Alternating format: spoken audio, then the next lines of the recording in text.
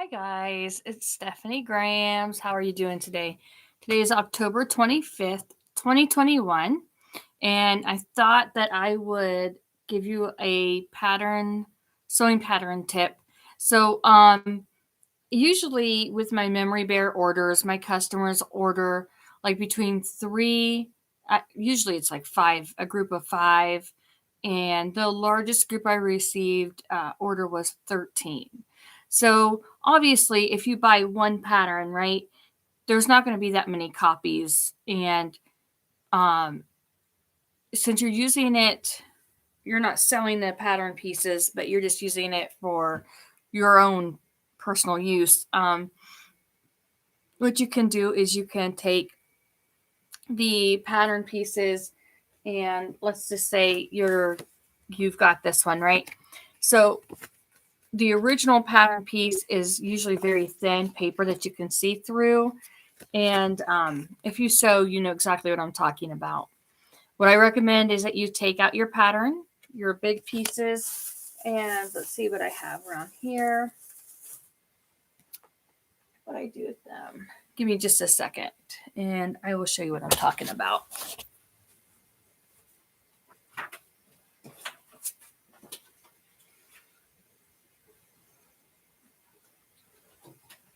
So whenever you open a pattern, you have your pattern papers, and if you're new to sewing, you'll have your envelope like this, and you'll get your directions and then your pattern pieces.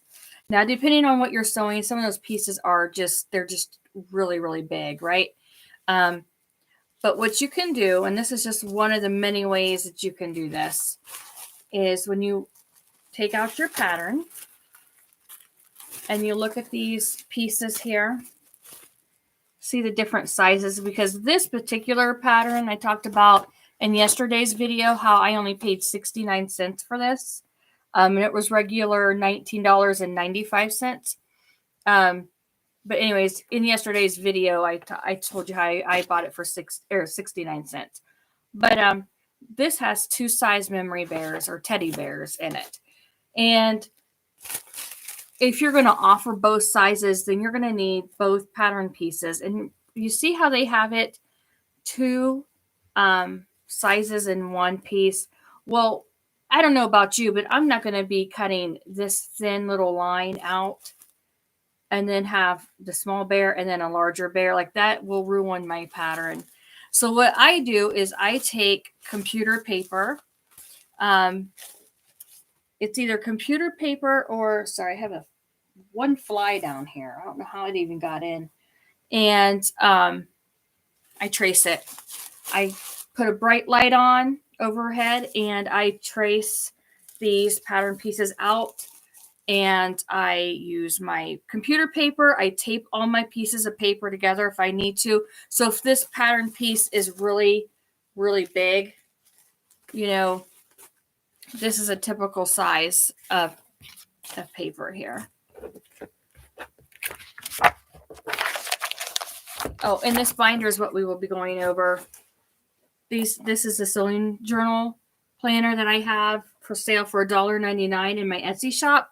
And we will be using this for the live event on October 30th at 7 p.m. Eastern time here on my YouTube channel. But anyways, most pattern pieces are bigger than an 8.5 by 11. So what you can do is you can take out your paper pattern here. All right. And you can cut it, the largest one out first. See that? The largest piece. You're going to cut out around the edges. All the way around. Don't cut anything else. Just cut directly around the outer line. And then you're going to trace that onto your computer paper. Okay? And then you're going to label it. Like this particular piece says, large size chin. So you just copy everything you see on this piece of your pattern. You're going to copy onto your computer paper. Once you do that, you can make a copy, lay it on your printer, the scanning bed of your printer, and you can make several copies of that pattern. All right, so that's step one. Now, once you have that all printed, I usually make 13 copies of one pattern, and I label you only have to do this one time. I want you to understand that. So this is time consuming just one time. You will one time cut out the original pattern piece and you will trace it onto the paper. I think I said that backwards. You will lay out your pattern, lay this out, lay it out nicely, lay your computer paper over it so you can trace. Okay? Then you're going to take that computer paper over to your printer and make as many copies as you want. All right? So we've got that part done. Now you can keep it that way. You can just keep it your printed paper. Let me see if I have one just laying here.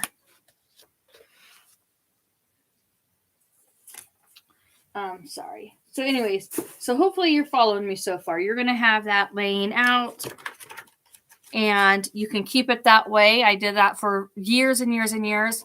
And it worked fine. It started to wear thin and that kind of thing. But then I bought a laminator and then I laminated all of my pattern pieces. So now this pattern, this original pattern right here, I still have the original. It's not messed up. It's not tore. It's in good shape because I took the extra step and traced all of them onto my printer paper. I made as many copies as I wanted. That way I didn't have to redo all the tracing over and over and over because nobody's got time for that, right? And then I'll just sit down and cut them out.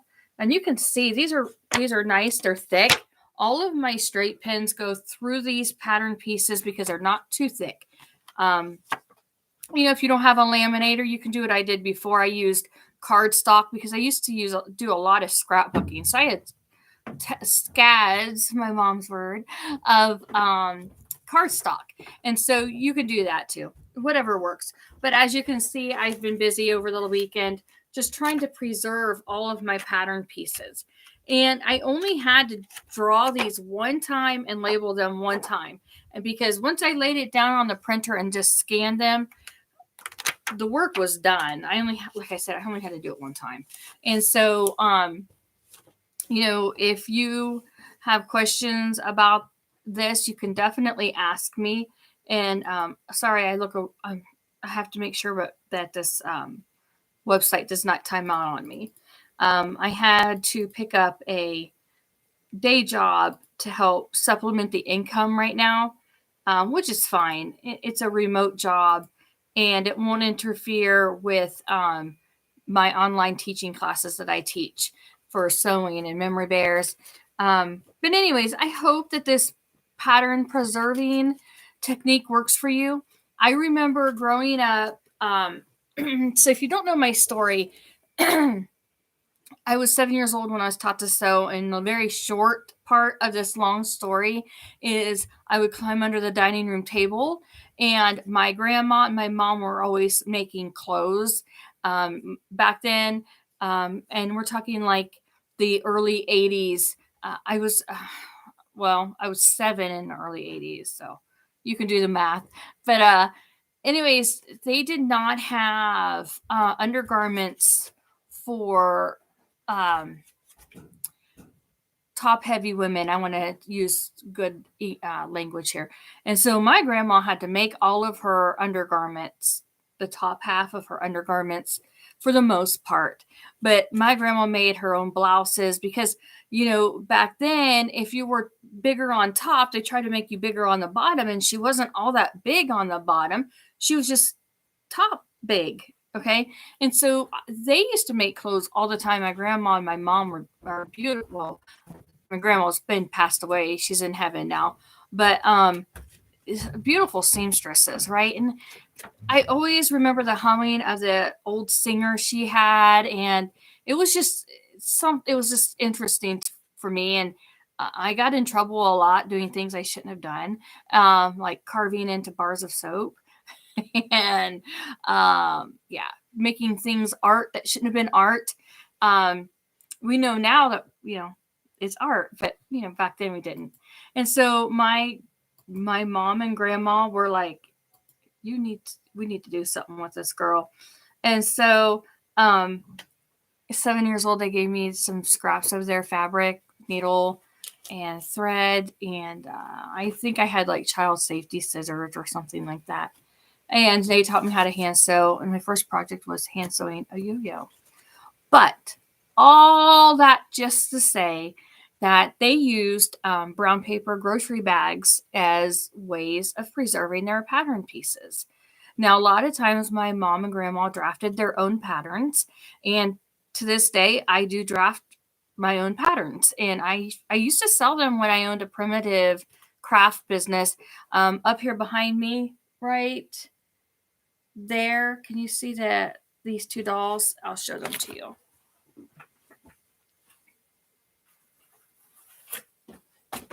Whoops, I lost her. These are my patterns that I've done. These are my originals. My scarecrow, even his little, like his high top shoes. So clothes and everything. This is all something that I came up with myself, and his little hat and all that. And he has hand painted face, and my ladybug girl. I don't have her wings on her. I probably ought to finish the wings, but her little antennas and her little bows and stuff. So these are some of the originals that I kept for myself. Most of them were sold, but she's all hand painted. You like her little bloomers. So anyways, I like to draft patterns and things like that, but I'm teaching my students how to draft patterns that way maybe their memory bears will stand out a little bit different than the competition, and give them some pointers and things like that. But most of the things that I teach are the business side, because I've been a serial entrepreneur since I was very, very young, like 7 or 10, something like that, for like forever, basically. But anyways, we talk about the business side of things, growth, starting, expanding, marketing, publicity, things like that. But anyways, I hope that if you have a pattern that you really like, you can definitely preserve it. I have a YouTube video somewhere. I'm giving you some more ideas on this, but the gist of that video, the older video, is exactly what I just taught you in this one. So you can take any pattern that you have. Here's a pattern that I printed for my daughter. Now, one of my daughters she likes to sew felt. And so one of the things that we did, and I cannot give credit to the artist, if you are drafting patterns, even a freebie, could you please put your contact information on the actual pattern pieces? Because as you can see, I can't give credit to wherever we printed this. But if you could just put your copyright and information, I can give you a shout out. But anyways, this is an idea. This is what I'm talking about. So we printed this off online, and my daughter found this, and I went ahead and laminated it for her. And now she's going to take her safety scissors. Because of her epilepsy, she needs to use safety scissors. She's going to cut around the lines, and then she's going to have her own pattern for her felt. And so, again, this is something you can do for your own pattern pieces. Only you're going to have to draw them out freehand. If you need help with that, that's a service you can hire me to do. Pretty reasonable, helping you with things like that. I know that quite a few of my students need some help along the way with certain things, and I'm here to help any way that I possibly can. Let's see here. But anyways, I mean, hopefully this helps you. I would hate for you to cut your patterns out and then they'd be ruined. Like, they're expensive. Listen, I would have never been able to buy this if it wasn't on sale with a discount for 69 cents. Like I don't have $20 for one pattern. But if you look at this, I mean, look how big some of these pieces are. They are long pieces. I've never sewn this bear yet, so we'll see how this goes. But let's see here. This is this one piece looks like it's got a fork in the road, and here. I mean, we know that computer paper is not this big, right? And my laminating machine is not this big. But I'm going to lay this flat on my tracing table, which is just a fancy name for a desk that one of my sisters gave me for free. It's a beat up wooden desk. It's really sturdy. It is, it's like really, really sturdy. So anyways, I'll put my beat up lamp over it and just, make do with what I have. And then we will trace this. I'm not cutting this out first. I'm laying the computer paper over this piece, and then I'm going to trace it. I hope you understand what I'm saying. Otherwise, if you do it backwards, you're going to have yourself a big headache and a big mess. But I like to use my patterns over and over and over and over and over again, and so you can do this for clothes as well. And I think that's it for today. As always, you can reach me at stephaniegrams.com. That's where my free newsletter is. You can learn about all of my online classes. You can learn about all the free events that I host. You will learn about all my speaking engagements coming up. I have a speaking engagement on Friday, October 29th, 2021.